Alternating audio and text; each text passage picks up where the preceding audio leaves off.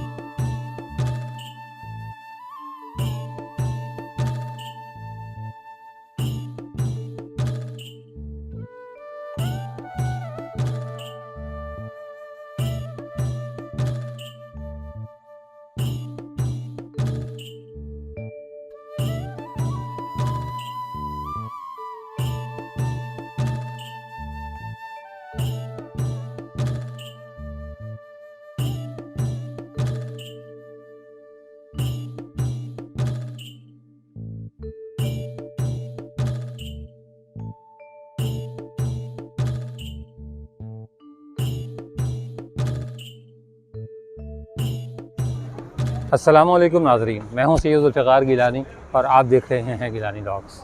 लाहौर कितना कदीम है इसके बारे में कोई कुछ नहीं जानता, लेकिन लाहौर के बारे में जो सबसे पहली रिवायात हमें मिलती हैं वो हिंदुओं के हवाले से मिलती हैं। हिंदुओं की एक रिज़्मिया किताब है जिसका नाम है रामायण।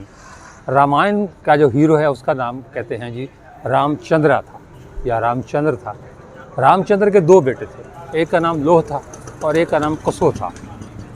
तो हिंदुओं की जो रिवायात हैं उनके मुताबिक जो है वो ये लाहौर का जो नाम है ये लोह से लिया गया है और इसे लोह ने आबाद किया था। जबकि एक दूसरी रिवायत ये है कि रामचंद्र का एक भाई था जिसका नाम था भरत, यानी लोह का चचा।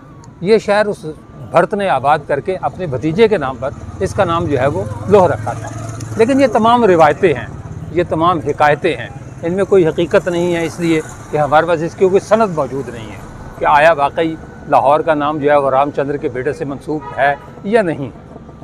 लेकिन जो है वो 9वीं सदी ईस्वी में एक अल-अदरीसी नाम के जो है वो मुसलमान मवर्रिख थे, उन्होंने अपनी किताब में पहली बार जो है वो लाहौर का जिक्र किया और इसका नाम जो है वो लोहारो जो है वो कहा कि इसका नाम जो है वो एक लोहारो नाम का एक शहर है जो इस इलाके में आबाद है।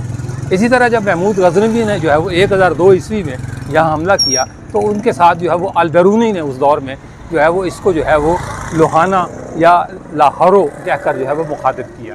ये वो दो कदीम हवाले हैं जो हमें लाहौर के हवाले से मिलते हैं। पंजाबी में लाहौर को लाहौर कहा जाता है, यानी अलिफ जो है वो गिरा दिया जाता है और जो है वो हम उर्दू में इसको लाहौर बोलते हैं, लेकिन पंजाबी ज़ुबान में जो है वो इसे कहा जाता है लाहौर। और ये एक आम जो है वो मशहूर है एक जो है वो जुमला लाहौर लाहौर है, या जिन्हें लाहौर नहीं देखा वो तकिया नहीं वो जमिया नहीं, यानी जिन्हें लाहौर नहीं देखा और जमिया नहीं। बहरहाल ये तमाम चीज़ें अपनी जगह, लेकिन जहाँ तक तारीख़ की बात आती है तो तारीख़ जो है वो लाहौर की इतनी वाज़ेह नहीं है कि हम तारीख़ी हवालों से बात कर सकें। कोई कहता है ये पहली सदी ईस्वी में आबाद हुआ, यानी 2000 साल कदीम शहर है। कोई कहता है ये 6000 साल कदीम शहर है। लेकिन पिछले दिनों जो है वर्ल्ड सिटी ऑफ लाहौर ने जो खुदाई की है और जो है 12 फुट और 17 फुट की जो है वो गहराई से जो बर्तन मिले हैं, उनसे ये अंदाज़ा होता है कि ये शहर को 6-7 हज़ार साल पहले आबाद है। अगर इसे तस्लीम कर लिया जाए तो ये 6-7 हज़ार साल पहले आबाद था, तो फिर इसका मतलब है कि रामचंद्र का जो बेटा लोह था उससे इस शहर का कोई ना कोई ताल्लुक़ जो है वो ज़रूर बनता है। अच्छा, इसी तरह शाही किला जो है अगर उसमें आप चले जाएँ तो जैसे ही आप आलमगीरी दरवाज़े से अंदर दाखिल होते हैं तो सीधे हाथ को जो है वो एक मंदिर है, खाली मंदिर है, लेकिन वो कहते हैं जी कि वो लोह के नाम से मंसूब है और उसी हवाले से लोह से लाहौर और लाहौर से फिर लोहारो या लोहाना या लाहौरो या फिर लाहौर बन गया। अच्छा, जब महमूद गज़नवी ने 1002 ईस्वी में हमला किया तो कहते हैं कि लाहौर जो है वो एक खुला शहर था, इसके गिर्द कोई फसील नहीं थी, कोई शहर पनाह नहीं थी कि दुश्मन से बचा जा सके। राजा ब्रह्मन पाल जो है वो हिंदू राजा था, उसकी इस इलाके पर हुकूमत थी और वही जो है वो लाहौर का मालिक व मुख्तार था। जबकि कुछ और दास्तानों में और कहानियों में ये कहा गया है कि लाहौर जो है वो था ही एक हिंदू रियासत और हिंदू शहजादों और राजों ने ही इस पर हुकूमत की। महमूद गज़नवी ने जो है वो बड़े आराम से जो है वो इस पर कब्ज़ा कर लिया और उसके बाद जो है वो यहाँ एक मुसलमान जो है वो दौर का आगाज़ हुआ, जिसके बाद जो है वो 1200 से लेकर 1400 तक जो है वो खिलजियों ने, तुगलकों ने, सैयदों ने, लोदियों ने इस पर हुकूमत की और फिर 1524 आ गया। 1524 में जो है वो मुग़लों का जो जद्द अमजद है ज़हीरुद्दीन मोहम्मद बाबर, जिसे जो है वो शहंशाह बाबर के नाम से भी जाना जाता है, उसने लाहौर पर कब्ज़ा किया और ये मुग़ल सल्तनत में शामिल हुआ। लाहौर कुछ अर्सा ये लाहौर जो है वो मुग़ल सल्तनत का पाया तख्त भी रहा और जो है वो उसके बाद जो है वो पाया तख्त दिल्ली और आगरा और फतेहपुर सीकरी मुख्तलिफ़ मकामात पर जो है वो शिफ्ट होता रहा। जब बाबर के बेटा हुमायूं था और हुमायूं का बेटा था अकबर। लाहौर की तरक्की का सेहरा जो है वो ना तो बाबर को जाता है और ना हुमायूं को जाता है, लेकिन लाहौर की तरक्की का जो असल सेहरा है वो जाता है अकबर के नाम। अकबर ने लाहौर की हिफाजत के लिए एक फसील तामीर करवाई जिसकी बुलंदी 30 फुट थी, और सिर्फ फसील तामीर नहीं करवाई बल्कि उसमें 12 दरवाज़े बनवाए। वो 12 दरवाज़े कहते हैं, एक 13वां दरवाज़ा भी था जिसका नाम मोरी गेट था। उस मोरी गेट से जो है वो जो शहर का जो कचरा था या जो मतलब ऐसी चीज़ें थी जो मतलब आप कह सकते हैं कूड़ा करकट जो है वो कह सकते हैं, कूड़ा करकट जो है वो शहर से बाहर निकाला जाता था। वो 13वां दरवाज़ा था। ये 12 दरवाजे जो है ये सारे के सारे अकबर बादशाह ने नहीं बनवाए थे। इनमें से कुछ जो है वो उसके बेटे शाहजहां वो अपना जहांगीर ने बनवाए, कुछ जो है वो अपना जहांगीर के बेटे शाहजहां ने बनवाए, कुछ जो है वो आलमगीर ने बनवाए। इस वक्त जहाँ हम मौजूद हैं ये इलाका है मोची गेट का। कहते तो इसको मोची गेट है, लेकिन अब यहाँ गेट नाम की कोई जगह बाकी नहीं बची, इसलिए कि ये गेट जो है ये ज़माना पहले जो है वो ख़त्म हो गया था। अच्छा, मैं जो है वो फसील का जिक्र कर रहा था, तो अकबर बादशाह की जो बनाई हुई फसील थी, जब सिख जो है वो 1801 में लहना सिंह ने जो है वो लाहौर पर कब्ज़ा किया था सिखों की तरफ से। तो लहना सिंह ने जब कब्ज़ा किया और उसके बाद रंजीत सिंह जब जो है वो इसका महाराजा बना, तो रंजीत सिंह ने भी उस फसील की मुरम्मत करवाई थी। लेकिन 1849 में जब उसे शिकस्त हुई, यानी सिखों को शिकस्त हुई और अंग्रेज़ जो है वो लाहौर पर काबिज़ हुए, तो अंग्रेज़ों ने कहा ये फसील तो फजूल सी चीज़ है। लिहाजा उन्होंने फसील को गिरा कर और जो है वो एक छोटी सी दीवार ज़रूर तामीर करवा दी। वो दीवार भी अब नहीं है। फसील भी के कुछ जगह ऐसी हैं जो आज़ादी चौक की तरफ से जो है वो फसील की कुछ जगह शाही किले की फसील है बेसिकली वो। लाहौर शहर की अब कोई फसील बाकी नहीं रह गई, लेकिन लाहौर का जो अंदरून शहर है उसे अभी वर्ल्ड सिटी ऑफ लाहौर कहा जाता है। ये मोची गेट जो तोड़ने वाले भी अंग्रेज़ थे। अंग्रेज़ों ने, क्योंकि वो जो है वो बड़ा पुराना हो गया था, कदीम हो गया था, खस्ता हो गया था, लिहाजा उसको गिरा दिया गया और मोची गेट की जगह जो है वो लोगों का ख्याल ये था कि जो है ना वो इस गेट की जगह कोई और गेट तामीर किया जाएगा। मैं जिस मकाम पर खड़ा हूँ एन इस मकाम पर जो है वो मोची गेट हुआ करता था। इस वक्त यहाँ जो है वो थाने की बिल्डिंग है। एक तरफ जो है वो ये थाना मोची बाग है, यानी मोची गेट है, और इसके सामने जो है वो थाना रंग महल है। कहा यह जाता है कि जो है वो जो गेट था, जो मोची गेट, मरहूम मोची गेट कह लें या आज हानी मोची गेट कह लें, वो मोची गेट जो है वो इसी मकाम पर होता था जहाँ ये आमने सामने दोनों थाने बने हुए हैं। यहाँ मोची गेट के यादगार के तौर पर जो है वो एक उन्होंने तख्ती ज़रूर लगा दी है ताकि पता रहे कि ये कभी यहाँ दरवाज़ा होता था। तंजीम साहब हमारे साथ हैं, मोहम्मद तंजीम बाट, हमारी वीडियोग्राफी कर रहे हैं। ये मोची दरवाज़े की तख्ती है जी। इस दरवाज़े का असल नाम मोती दरवाज़ा था, जो इस दरवाज़े के मुहाफ़िज़ मोतीराम से मौसूम है। अब ये मोची दरवाज़ा के नाम से जाना जाता है। ये दरवाज़ा मुग़ल बादशाह जलालुद्दीन मोहम्मद अकबर के दौर में तामीर होने वाली 30 फुट ऊँची फसील के दरवाज़ों में से एक है। इस दरवाज़े को अंग्रेज़ अहद में गिरा दिया गया। अच्छा, अब आपको बताते हैं कि ये मोती से मोची कैसे बन गया। ये तो जो है वहाँ लिखा हुआ आपने जो है वो देख लिया कि जी इसका नाम जो है वो पहले मोती दरवाज़ा था। मोती जो है वो कहते हैं कि हिंदू था, मोती राम उसका नाम था, और ये अकबर बादशाह का बहुत ही जो है वो चहीता जो है वो मुलाजिम कह लें या सरदार कह लें या मतलब कोई सिपा सालार टाइप की चीज़ था, लेकिन वो इस दरवाज़े का निगरान था। और जब ये दरवाज़ा बना तो उसी के नाम पर जो है वो इस दरवाज़े को मोती दरवाज़ा जो है वो कहा गया। लोग भी उसे बहुत पसंद करते थे और ये कहा जाता है कि इस दरवाज़े के रास्ते से जब भी किसी दुश्मन ने अंदर आने की कोशिश की तो मोती ने अपनी जहानत से और अपनी बहादुरी से उस कोशिश को नाकाम बना दिया, इसीलिए इसका नाम मोती दरवाज़ा रखा गया। लेकिन जब मुग़लों का ज़वाल हुआ और सिख आ गए तो सिखों ने जो है वो इस दरवाज़े के आसपास जो है वो मोर्शियाँ बना ली। वो उन मोर्शियों की वजह से इस दरवाज़े का नाम मोती से जो है वो बदल कर मोर्ची दरवाज़ा रख दिया गया। बड़े अरसे तक जब तक सिख रहे ये मोर्ची दरवाज़ा रहा, लेकिन फिर ये आहिस्ता आहिस्ता बदलते बदलते मोर्ची, पहले मोती था फिर मोर्ची हुआ और बिलाखिर मोची हो गया। ऐसा नहीं है कि यहाँ कोई मोची जो है वो बैठा करते थे या मोचियों का कोई बाज़ार था। इस वक्त जो है वो ये इलाका खाने पीने के हवाले से जो है वो बड़ा मशहूर है। पहले भी जो है वो इसकी बड़ी अहमियत थी। मैंने कहा कि 12 दरवाजे बिल्कुल साथ साथ हैं, लेकिन इसका ये मतलब नहीं कि एक दरवाज़ा ख़त्म होता है तो दूसरा शुरू हो जाता है, बल्कि कई 100 गज़ का फासला है। ये पहला दरवाज़ा है। हमने आपसे वादा किया था कि हम आपको लाहौर की सकाफ़त के बारे में और ओल्ड लाहौर के बारे में बताएँगे। ये हमारी जो है वो पुराने लाहौर के बारे में या 12 दरवाज़ों के बारे में हमारी ये पहली वीडियो है। हम कोशिश करेंगे इंशाअल्लाह ताला कि 12 के 12 दरवाज़े आपको दिखाएं और इन दरवाज़ों की अहमियत क्या है वो भी आपको बताएं।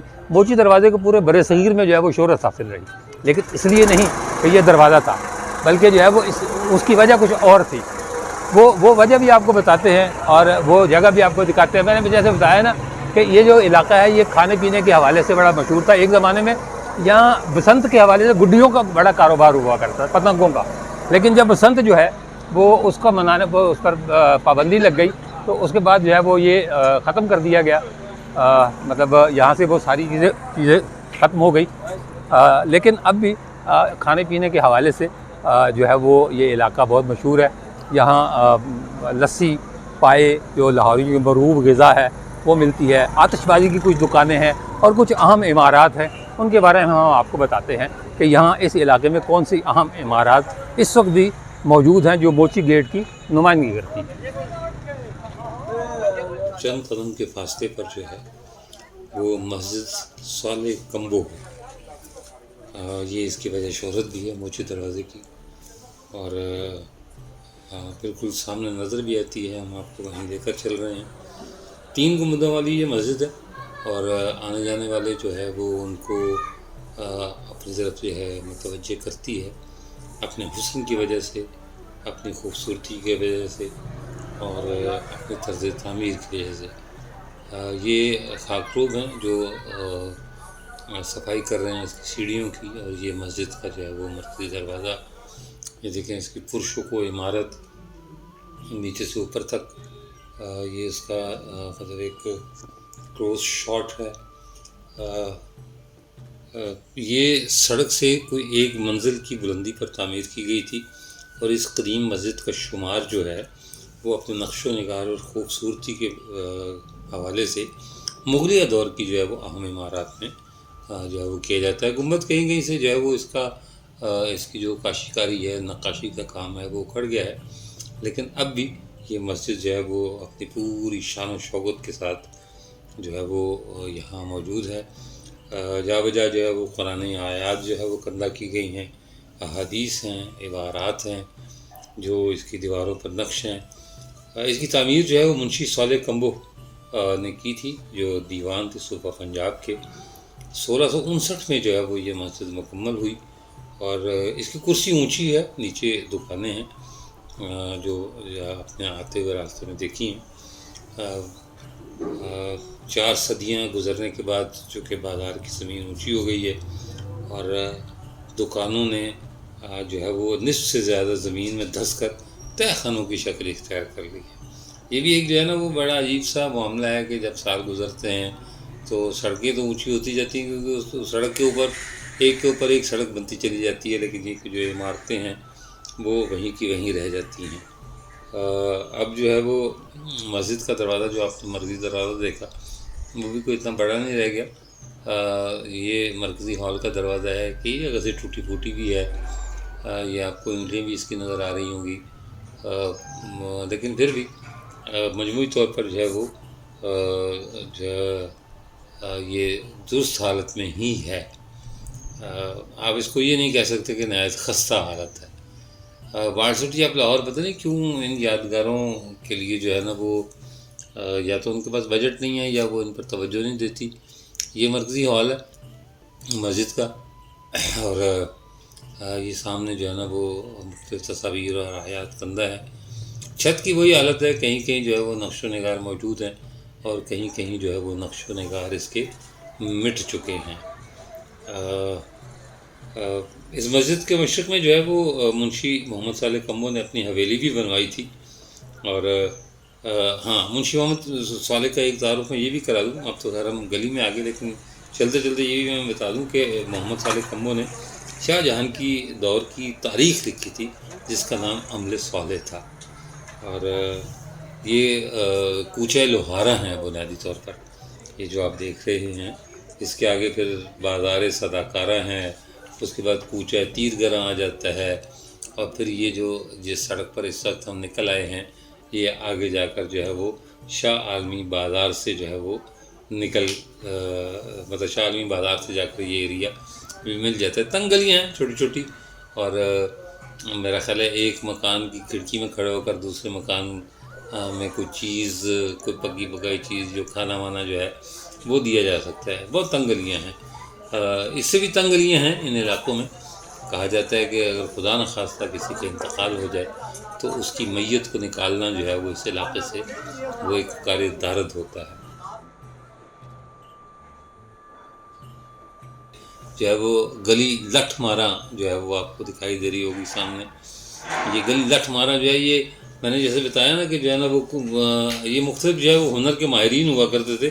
सदाकारों में मेरा सदा ये जो बाज़ार सदाकारा हैं उसमें हो सकता है सदाकार रहते हो, बाज़ार लोहारा में लोहार रहते होंगे, और कूचा तीरगरा में जो है ना वो या तो तीर चलाने वाले रहते होंगे या तीर बनाने वाले रहते होंगे, लेकिन कुछ इसी तरह से चलता है। और ये वो लाल खूह है जी।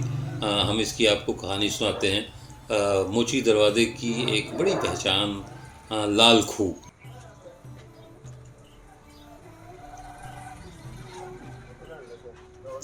सुना सबने होगा कि लाल खूह कोई चीज़ है। आज हम बताते हैं आपको कि जी लाल खूह है असल में क्या।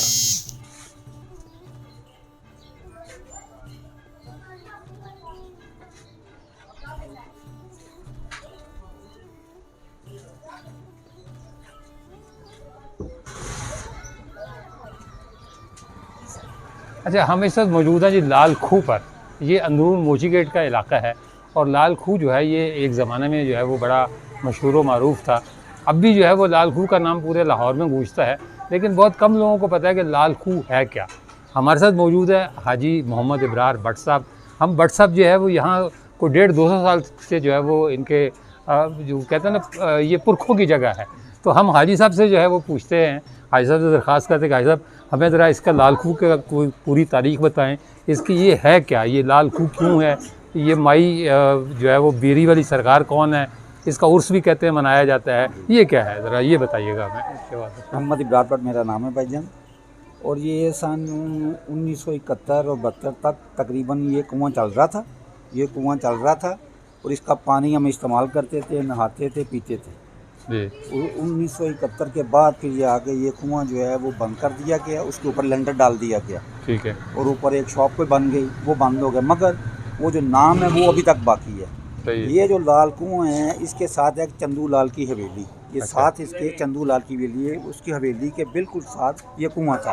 अच्छा। और ये जो सिखों के गुरु हुए हैं, गुरु अर्जन साहब कोई, उनके साथ इसकी निस्बत मंसूब उन्होंने की हुई है कि वो कोई चंदू लाल के साथ उनकी अनबन हो गई, तो उन्होंने यहाँ पे उनको कैद कर दिया, इस कुएं में कैद कर दिया। चंदू लाल बादशाह था। चंदू लाल यहाँ पे हवेली का कोई राजा कैद हवेली थी। ठीक है। उन्होंने उसको यहाँ पे कैद कर दिया, और हज़रत मियाँ मीर रहमतुल्लाह सरकार यहाँ पे आते रहे। ये हमें सीना बसीना कह लें, हमारे बड़ों से यही पता चला कि वो यहाँ पे आए, एक बार आए, 2 बार आए, आर बार आए ज़रूर हैं यहाँ। ठीक है।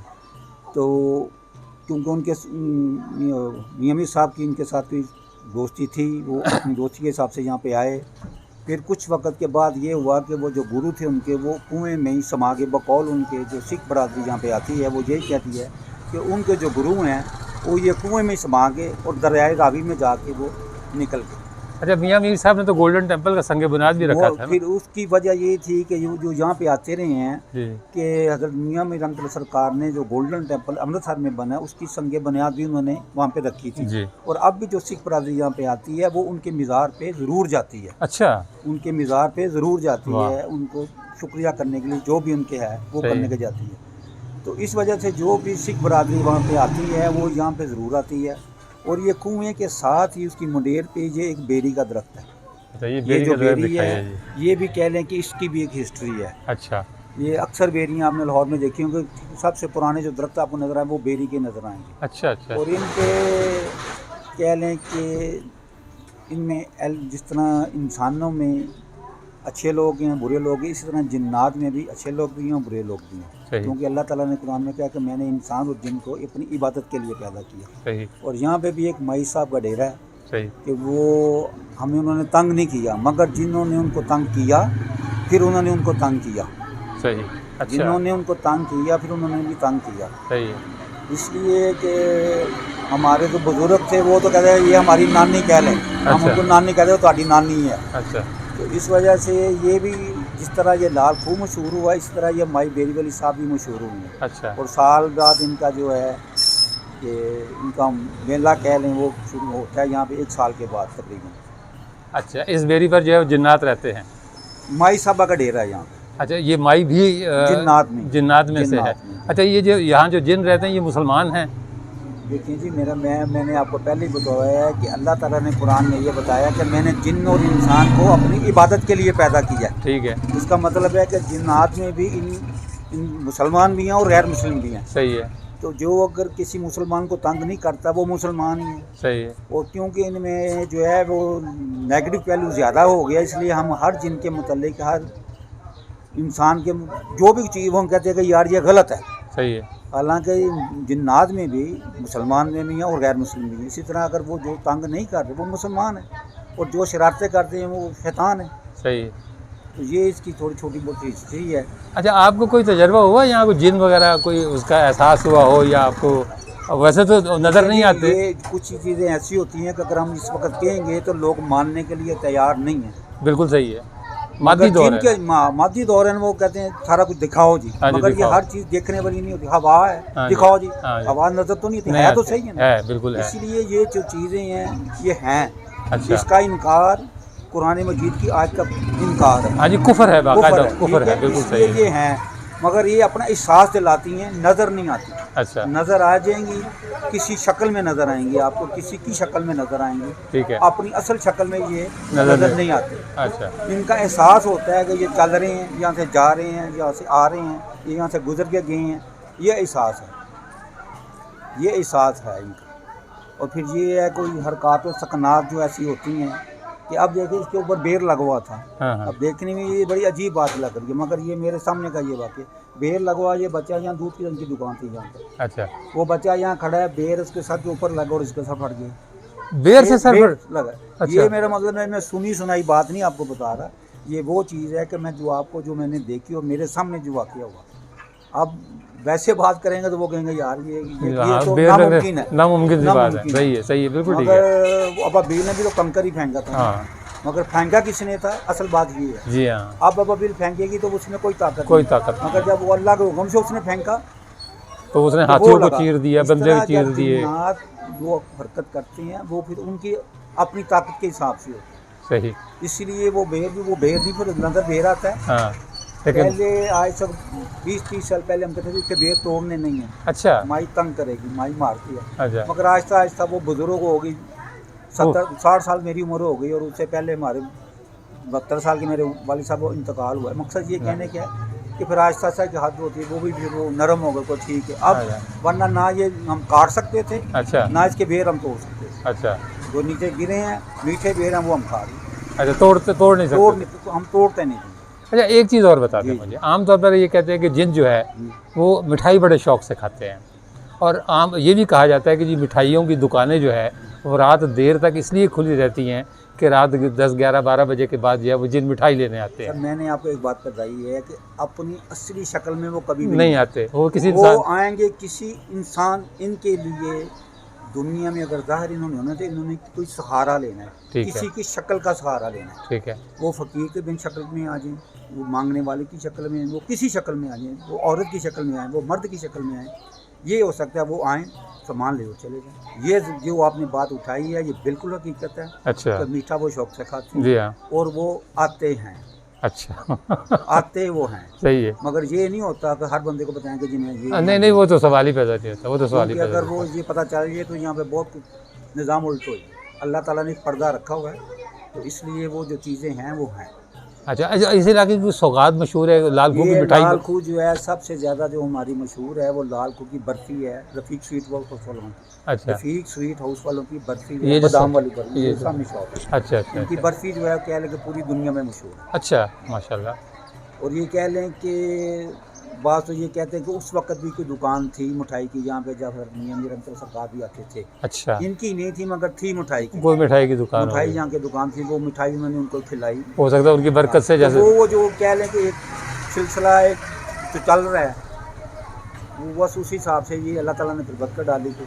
लाल खू के नाम के साथ बरकत हाँ जी, डाली। लाल खू की मिठाई तो बड़ी हाँ, मशहूर है। लाल ये खू तो के नाम से ही मैं हालांकि पिंडी का रहने वाला हूँ, लेकिन ये कि मुझे पता है कि लाल खू की मिठाई बड़ी और ये मशहूर जो है। सामने है ये रफ़ीक स्वीट हाउस, ये अच्छा है। ये जो अच्छा, लाल खू की असल जो दुकान है वो ये तो है। एक बाकी लाल खू के नाम की बहुत सी खुल वो रही हाफिज हैं। लाल वो खोई वाले हाफिज हैं वाला हो गया, वो ना। फलाना हो गया। ठीक है, ये रफ़ीक और लाल खू के नाम से बहुत सी खुल रही हैं। अच्छा मगर अच्छा अच्छा असल जो दुकान है वो रफ़ीक स्वीट हाउस है और साथ उनके हाजी साहब की तस्वीर लगी हुई है। अच्छा, ठीक है ठीक ये है इसका ठीक, पस मंज़र है। चलें। और तो सरकार बात सरकार बड़ी मेहरबानी, बहुत शुक्रिया सर, बहुत शुक्रिया। बड़ी बहुत नवाजिश, आपसे मिलकर बड़ी खुशी हुई। और बहुत सबसे अच्छी बात यह है कि आपने हमें तारीख़ की वो बात बताई है जो किताबों में नहीं है। ये देखें जो सीना बसीना चीज़ होती है वो और होती है। किताबों में जो वो सुननी होती है, आपसे सुननी, उससे सुन ली होती, वो भी सुनी है, जी जी, देखी तो नहीं उसने, नहीं नहीं, मगर भी उसने अपने लफ्ज़ों में लिखनी है। हर बंदे ने उसको अपने लफ्ज़ों में लिखना है। सही, और लफ्ज़ों में लिखने में हो सकता है वो कमी पेशी भी हो सकती है, मगर असल जो उसका मकसद है वो यही है। वो जो चीज़ मैंने आपको दी, असल मकसद यही है। अब आप इसको कोई स्टोरी बनानी चाहे तो ये बहुत बड़ी स्टोरी बन बड़ी बहुत सकती है, बड़ी, बिल्कुल सही है, बिल्कुल मगर सही है। असल मकसद यही है कि वो गुरु थे यहाँ पे, वो यहाँ पे कैद हुए, फिर वहाँ से यहाँ पे वो कह रहे जी यहाँ पे इसमें समा गए। उस वजह से लाल खू उनके लिए ज़्यादा मशहूर है। ठीक सर, यानी सिख आप जब भी आते हैं वो यहाँ यहाँ हाजिर पे रहते हैं। जरूर है। ठीक सर, बड़ी बहुत मेहरबानी, शुक्रिया सर, बहुत बहुत नवाजिश, मेहरबानी। बहुत नवाजिश। मैं जिस वक्त जिस गेट पर खड़ा हूँ, ये हरे रंग का गेट है और ये निसार हवेली का गेट है। निसार हवेली की अहमियत ये है कि 10 मुहर्रम का मरकज़ी जुलूस जो लाहौर से बरामद होता है वो इस हवेली से जो है वो निकलता है। 24 घंटे का वो सफ़र तय करता है और हजूर दादा गंज बख्श के साथ जो है वो करबला गामे शाह जाकर वो ख़त्म होता है। सारे वो जुलूस जो है वो सारी रात को 12 बजे बरामद होता है। जुलूस सारी रात इन तंग गलियों में से गुज़रता है। लेकिन एक ख़ास बात जो तनीम साहब ने मुझसे आज भी डिस्कस की और पहले भी डिस्कस की कि इन तंग गलियों में मर्द भी होते हैं बेशुमार और ख़वातीन भी होती हैं बेतहाशा। मतलब आप उनकी तादाद का जो है वो शुमार नहीं कर सकते। लेकिन मजाल है कि आज तक कभी कोई शिकायत आई हो, कभी किसी ने किसी को तंग किया हो, किसी ने छेड़ा हो, किसी के साथ बदतमीज़ी की हो, तो मैं अक्सर जो है वो एक बात कहता होता हूँ और मैंने आज तंजीम साहब को भी ये बात कही कि ये कमाल जो है वो उन लोगों का नहीं है जो लोग यहाँ घूमते फिरते हैं या जो लोग जुलूस में शामिल होते हैं। ये कमाल उस हस्ती के है जिसके नाम का ये जुलूस जो है वो बरामद किया जाता है। तो ये वो तारीख़ी जो है वो निसार हवेली है जहाँ से 10 मुहर्रम का लाहौर का सबसे बड़ा, बल्कि पाकिस्तान का सबसे बड़ा जुलूस जो है वो बरामद होता है और 24 घंटे का फासला तय करने के बाद हजूर दाता गंज बख्श के कुछ 100-150 गज़ के फासले पर करबला गामे शाह है, वहाँ जाकर वो जुलूस ख़त्म होता है। ये इलाका बेसिकली मोची गेट और अकबरी दरवाज़े के दरमियान का इलाका है। ये प्योर अंदरून मोची गेट नहीं है, जो है वो ये जो इसके साथ जो है वो मुबारक हवेली है। आइए एक झलक हम उसको वो भी दिखाते हैं, मुबारक हवेली की भी, इसकी भी बड़ी बहुत शानदार तारीख़ है। ये जी इसके साथ वाला जो गेट है हरे रंग का गेट है, वो भी इत्तेफाक से ये मुबारक हवेली का गेट है। ये सारी मुबारक हवेली है, अंदरून मोची गेट, ये मुबारक हवेली है। इसका अंदरूनी हिस्सा भी आपको दिखाएंगे, लेकिन मैं मतलब मुख्तसर सा आपको ये बता दूं कि इसके ऊपर लिखा हुआ है मुबारक हवेली अंदरून अकबरी दरवाज़ा। तो ये चूँकि दरमियान का इलाका है अकबरी दरवाज़ा और जो है वो मोची गेट का, इसलिए जो है वो इसको ये अपना अकबरी दरवाज़ा लिखा हुआ है। ये 3 भाई थे, 3 भाइयों ने ये हवेली बनवाई थी और जो है वो हवेली में जब वो मुंतकिल हुए तो उनमें से जो बड़े भाई थे उनके यहाँ बेटा तवल्लुद हुआ और ये चूँकि मुबारक मौका था तो इस मुबारक मौके की मुनासबत से इस हवेली का नाम जो है वो मुबारक हवेली रखा गया।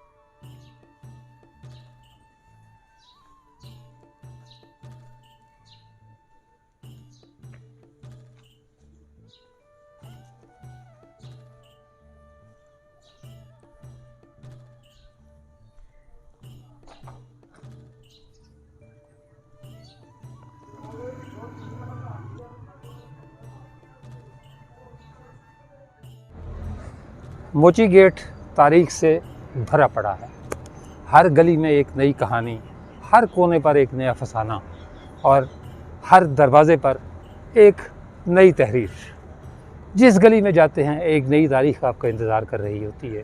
जिस दरवाज़े को खटखटाते हैं उसके पीछे से एक नई कहानी, एक नया अफसाना जो है वो आप सुन रहे होते हैं। मोची गेट का मैंने शुरू में ज़िक्र किया था कि पूरी दुनिया में मोची गेट की शोहरत रही और आज मैं इस वक्त वहाँ खड़ा हूँ जिसकी वजह से मोची गेट जो है वो पूरी दुनिया में मशहूर हुआ। ये एक ग्राउंड है जिसे आम तौर पर मोची बाग कहा जाता है। इसकी कोई और अहमियत हो ना हो, इसकी ये अहमियत ज़रूर है कि पाकिस्तान की तारीख़ के जितने बड़े बड़े सियासी जलसे हैं वो यहाँ होते रहे। अल्लामा इकबाल से लेकर और बेनज़ीर भुट्टो और नवाज़ शरीफ तक लोगों ने इस बाग में खड़े होकर जो है वो कौम से, लोगों से ख़िताब किया। ये वो स्टेज है जो ग़ुलाम मुस्तफ़ा खर ने उस दौर में बनवाया था जब वो वज़ीर आला पंजाब हुआ करते थे। मैं इस वक्त ऐन उस स्टेज पर खड़ा हूँ। तो नईम साहब से रिक्वेस्ट है कि वो ज़रा इस जलसे गाह को दिखाएं। अब मोची बाग को दो हिस्सों में तकसीम किया जा चुका है। एक हिस्सा जो है वो तो ग्राउंड की सूरत है, पुख्ता जो है वो ज़मीन है, और इसका जो दूसरा हिस्सा है वो बाग है, मोची बाग। पहले ये एक ही हुआ करता था, लेकिन हम अपने जो है वो देख लें कि कौम की तारीख़ के इतने बड़े मुहाफ़िज़ हैं कि हमने वहाँ सैमसन हेल्थ क्लब खोल दिया है। अब वहाँ हम जिम करते हैं। जो जगह हमारी तारीख़ का विरसा है उस जगह पर हम अब जो है वो वर्जिश करते हैं। अपनी तारीख़ को संभालते नहीं हैं बल्कि अपने डोले बनाते हैं, अपनी छातियाँ जो है वो चौड़ी करते हैं। ये जगह जहाँ मैं खड़ा हूँ, यहाँ जवाहरलाल नेहरू, कायद-ए-आज़म मोहम्मद अली जिन्ना, अल्लामा इकबाल और जो है वो पाकिस्तान की तारीख़ नवाब नसरुल्लाह ख़ान, नवाज़ शरीफ, बेनज़ीर भुट्टो, ग़ुलाम मुस्तफ़ा खर, जितने भी नाम पाकिस्तान की तारीख़ की सियासत में मौजूद हैं, उन सब ने इस स्टेज पर खड़े होकर कौम से ख़िताब किया। और इस वक्त इस स्टेज की हालत ज़रा दिखाइएगा। ये इस वक्त इस स्टेज की ये हालत है। ये वो स्टेज है जहाँ कभी अकाबरीन मुमलिकत, अकाबरीन रियासत जो है वो खड़े होकर जो है वो कौम से ख़िताब किया करते थे, लोगों से ख़िताब किया करते थे। कहते हैं सियासत यहाँ से शुरू होती थी, इसी मोची बाग से सियासत शुरू होती थी और इसी मोची बाग पर सियासत ख़त्म होती थी। जनरल ज़िया उल हक़ के दौर में इस मोची बाग में पानी छोड़ दिया गया ताकि अपोजिशन जो है वो अपने जलसे ना कर सके, लेकिन लोगों ने जलसा किया। ये मेरे पीछे सर्कुलर रोड है, लोगों ने जो है वो सर्कुलर रोड पर स्टेज लगाया और जलसा किया, लेकिन नारा क्या लग रहा था? चलो चलो मोची बाग चलो। इसी तरह एक और तारीख़ी जुमला कौमी असम्बली के ईवान में एक दफ़ा नारे गूंज उठे। चौधरी अमीर हुसैन जो है वो उस वक्त स्पीकर कौमी असम्बली थे, उन्होंने एक तारीख़ी जुमला अदा किया था, ये कौमी असम्बली है, मोची बाग नहीं, यहाँ नारे ना लगाए जाएँ। मैं आज जो है वो तारीख़ के इस मकाम पर जो है वो आपको ये बताना चाहता हूँ कि और बताना क्या चाहता हूँ बल्कि दरख्वास्त करना चाहता हूँ कि खुदा के लिए अपनी तारीख़ की हिफाजत करें। ये जो वीरानी आज छाई हुई है ये सिर्फ इसलिए है कि हम अपना कल संभाल कर नहीं रख सकते, और यकीन रखें जो कौमें अपना कल संभाल कर नहीं रखती वो इस सफ़ाए हस्ती से मिट जाती हैं। ऐसी सैकड़ों नहीं हज़ारों मिसालें मौजूद हैं। इस दरख्वास्त के साथ कि अपनी तारीख़ की, अपना तारीख़ी विरसे की हिफाजत करें। मुझे इजाज़त दीजिए। मोची गेट आज आपको दिखाया, इंशाल्लाह लाहौर के बाकी दरवाज़े उधार रहे, वक्तन फ़क्तन जो है वो आपको उनकी तारीख़ के बारे में भी बताएँगे। इस वक्त इजाज़त दीजिए। अल्लाह हाफ़िज़।